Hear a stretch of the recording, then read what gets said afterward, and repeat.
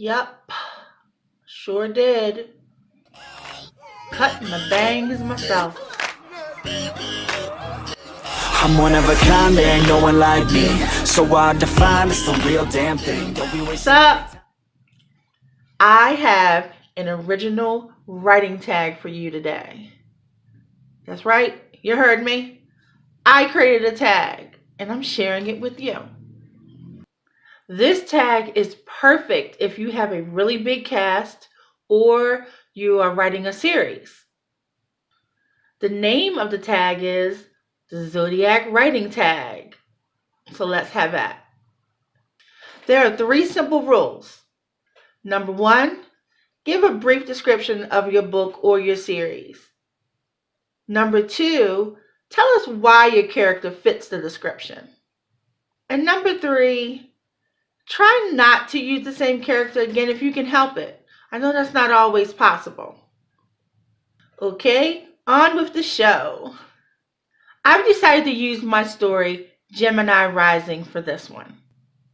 It has a pretty large cast, and right now it's a standalone, but as I'm working through it, I'm really feeling that I may have another story to tell beyond the first one. So we'll see. We'll see. It is a story about... I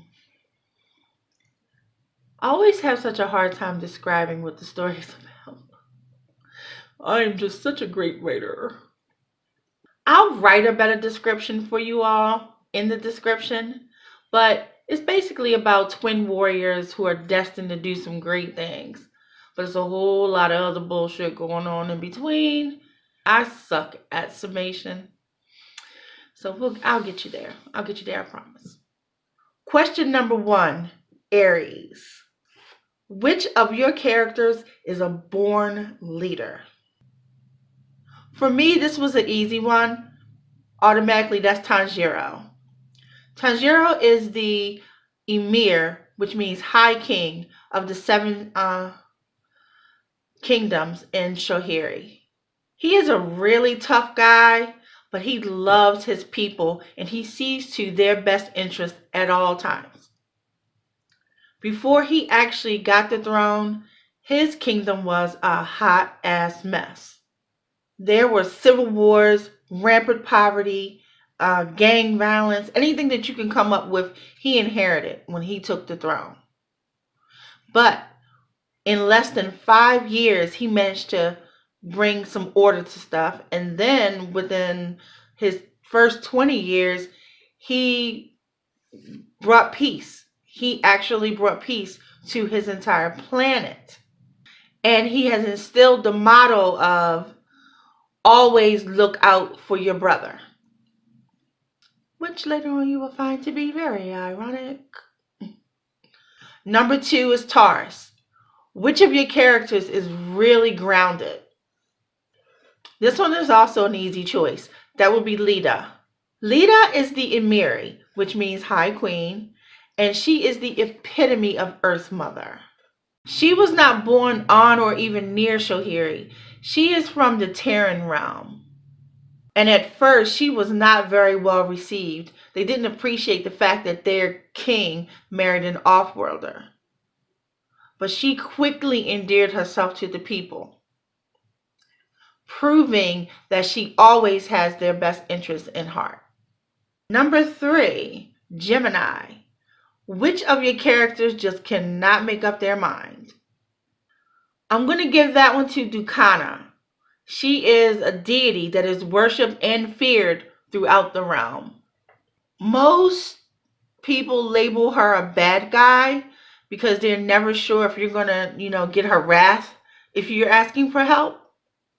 But technically she isn't good or bad. She bestows her gifts as she sees fit, like a god. And she does so based on the mood she's in. So when you're asking a question of her or help from her, it is like playing Russian roulette. And that's if she even bothers to answer. Gotta love her. Number 4, Cancer.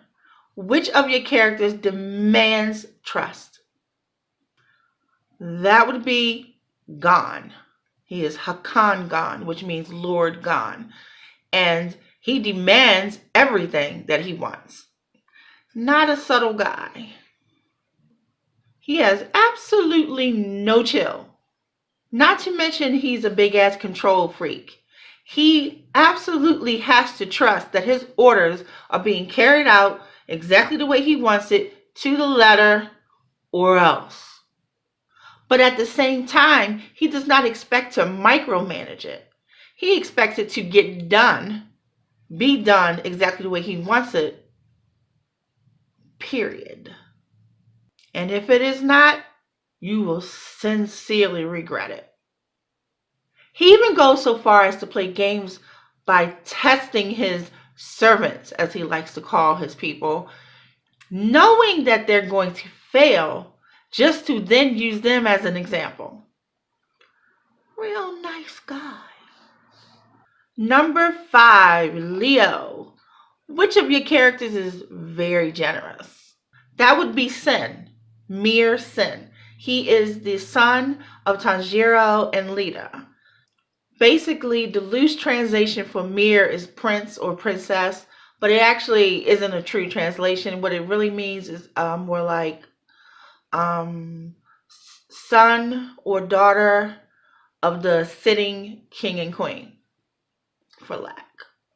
Which, yeah, I know that makes them a prince or a princess, but that's not the terms they use. They have lots of princes and lots of princesses, but they aren't that kind of Mir.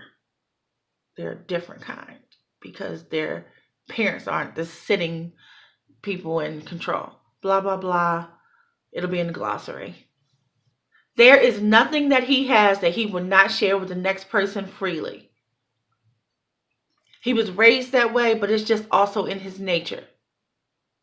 He is a warrior, strong and true, but he is equally as kind. Number 6, Virgo. Which of your characters is truly compulsive? That honor will go to Sherika, Mir Sherika. She is the twin to Sin, but they could not be more different. I realize that could be a very cliche twin thing to do, either make them totally alike or completely opposite, but there's a big reason why she's so screwed up. You'll find out. To put it kindly, that girl has plenty of loose screws. Some of them, they got knocked loose. Some of the reason of why she is so ridiculous is due to her upbringing, where every whim was just comforted and she got to do whatever the hell she wanted. But most of it is just who she is. She just, no matter where she would have been raised, she would have been this person. She's such a wild child that no one can pretty much contain her. She can't even control her damn self. Number 7, Libra. Which of your characters craves balance? That would be the Guevara. Now, she doesn't crave it as much as it is her duty to keep it, to make sure it is always there. And she has to do it at any cost, even to her own detriment. It is her goddess-given ability to be able to sense when things are not as they should be, and she uses her abilities to restore it. No night without day, no good without evil. She has been known to play favorites, though, giving one set of people more good, which means she has to give another set of people more bad in order to keep the balance. But she's allowed to do this. Number 8, Scorpio. Which one of your characters is very intense? OMG, that is Leary. This little girl ain't no joke. I really need to stop calling her a little girl. She is 19 years old. But still. She is the fiercest warrior of all the Anaru. She has been trained almost since infancy in the art of combat, specializing in hand-to-hand. You don't want to mess with her. No. No one can take her on and win. Not Sin, not Delore, Not even her surrogate father, Xander. Girl got skills, you hear me? She is a force. And she has a little latent magic in her as well, so yeah. Now put all that together and add in the fact that she loves to fight, and you have a really intense 19-year-old young lady. Love her. Number 9, Sagittarius. Which of your characters thinks things through? That would be Daylor. Aw, I love Daylor. He is my favorite character. He really is. Daylor is the right hand of the Emiri, and she pretty much treats him like he's her son. Daylor was orphaned at a really young age, and he was raised in the castle with the other foundlings. So he was treated very well. He was actually raised alongside of Sin and Larry. He knows that he's not a royal or anything like that. He's not delusional, but he didn't live a life different than them. He was very well treated, as are all foundlings. He too is a very skilled warrior. I mean, the only person basically that can beat him is Larry. But with Daylor, he would much rather find any other way that he could think of to not fight. Fighting is absolutely a last resort as far as he's concerned. But like I said, don't get it twisted. He will kick your ass. Number 10, Capricorn. Which of your characters is very ambitious? That would be Ahriman. We would be here for days. He is ridiculously ambitious. So much so that it blinds his better judgment. And because of this, he has even waged war against his own family on more than one occasion. He actually killed his parents. And because of a prophecy that he was told that his son would one day kill him, he's also killed every child that he sired. Sweet guy. The thing is, none of his bullshit that he did even worked in his favor. And he ended up exiled off of his own home world where he was a damn royal. Like, he literally, all he had to do was grow up. He already had the throne. His ass is just crazy. So right now, he's like the head of Hakan Khan's army. Because, you know, he still has to get his way. He still has to fight. He still has to do carnage. He still has to be a creep. You know, Ahriman. Number 11, Aquarius. Which of your characters is super friendly? That would be Xander, who is often referred to as Beitor, which is his title in the Anaru, which basically means he's the leader of the army. The Anaru are basically warriors who are mainly Shoharian, but they come from all over the realm to form this big giant like coalition to fight against the bad forces that, you know, are going after everybody. Because like I said before, the motto for Shohari is to always look after your brother. Well, they feel that way about everybody. Everybody is their brother. And when you have people that are coming against other people, they don't feel like they can just stand by and watch it happen because it's not them. You know, they help, they fight, they do whatever they can in order to keep everybody, you know, at peace, or as much as you can have peace. Because again, you know, you're always going to have war if you want peace. Blah, blah, blah, la, la, la. You know the drill. So as the leader, you know, as Beitor of the Anaru, Xander's job is in training. So he trained everybody, including his daughter Leary, who he adopted when he was just a teenager himself. He didn't even know much about how to take care of his damn self, and he adopted this poor little baby who he found. She would have surely died. She was an infant, just, you know, abandoned. No one knows who she actually belongs to. It was never discovered. The way the way foundlings are taken care of in Shohiri, it's always assumed that the parents are either at war or off-world, something happened to them, and because of the price that the parents pay, these kids are taken care of like they are princes and princesses. They are well educated, well trained, just they have the best life, because the Amiri feels like no matter what you do, you cannot make up for not having parents. So she does everything that she can to make sure that they get all the advantages, advantages that they may not have had with their parents. She wants to go overboard. That's why I love her too. But, back to this. Xander is seen as a sweet guy, a wonderful guy, as long as he's on your side.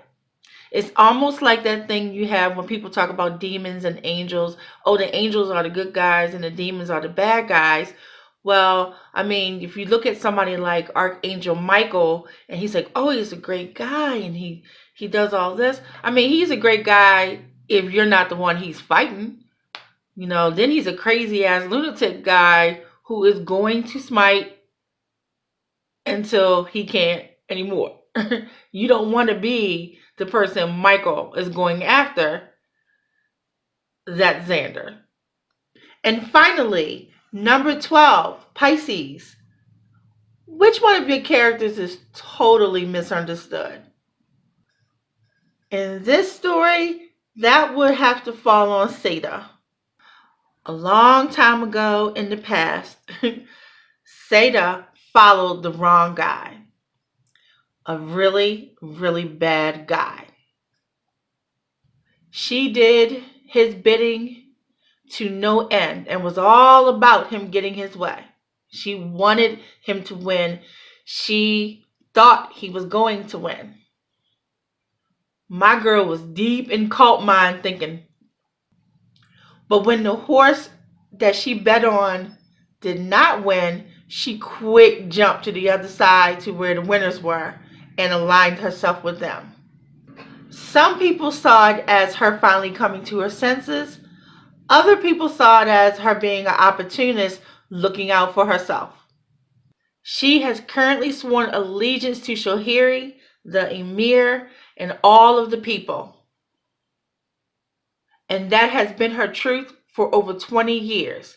She has not faltered in her dedication and devotion to the Shohirians. But for a lot of people, her atrocities are engraved in their soul. And they're just saying it's just a matter of time before the shoe drops and she jumps allegiance again. So it's not so much that she's misunderstood as more like no one understands her. Like no one can peg her. There's actually one person who does have her pegged. But that's another story. So there you have it. My original tag, the Zodiac tag. Please pass it around. Have fun with it. Go wild. I'm just going to tag the entire world. Yeah, that's right. My daddy is Zeus. I can do what I want to do. And until next time, you know what to do. I got somewhere to be, always on the grind, yeah, you know me. Hold the crown will be mine, you can call me king. A matter of time for you all love me. Finally at my prime, right where I wanna be. I'm one of a kind, there ain't no one like me. Put my money where my mouth is, I'ma get it now, kid. Heard around town, this sound is astounding. Feel my heart